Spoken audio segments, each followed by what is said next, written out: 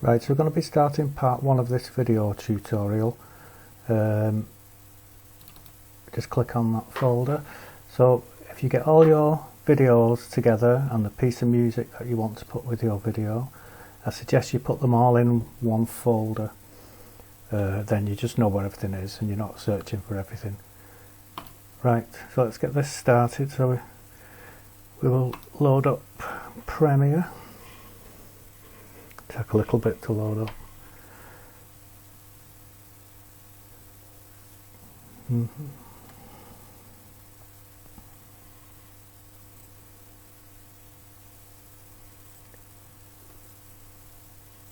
And we'll start a new project. So we'll call this project, I'll just call it something like Test 1 for now. And it's because you'll be working on remote desktop, I would go to the folder that you're using and select that folder to save all your work in. Okay. Just choose anything, just OK that for the time being, because when you load your video in, it'll ask you to change the sequence. So this is Premiere. It can be a bit daunting, so what we're going to do first of all is File,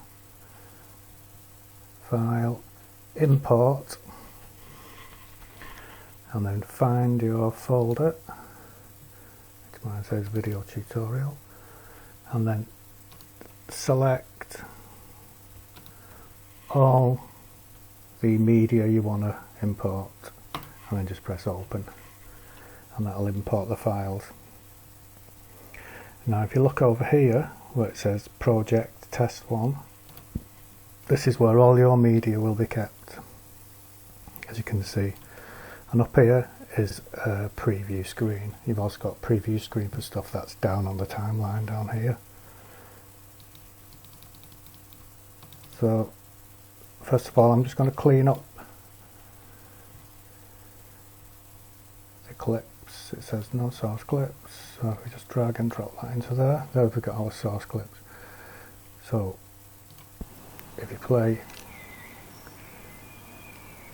that's a preview. So there's that long pause at the beginning that I don't want. So what I will do is I'll get it to the point I don't want, and this here, it just marks in the amount of the clip you want, so the beginning bit is gone from there. So then at the end I will roll it on and find where the clip finishes, and thank you. So that's perfect, that. So I will just mark out, so you've got mark in, mark out there. So I've cleaned that clip up to the what I want to use, and when you've done that, just drag it down onto the timeline. And this is where it asks you, do you want to change the sequence settings, and we want to change the settings to match the clip. So I just change the settings to match the clip. And now you've got that there.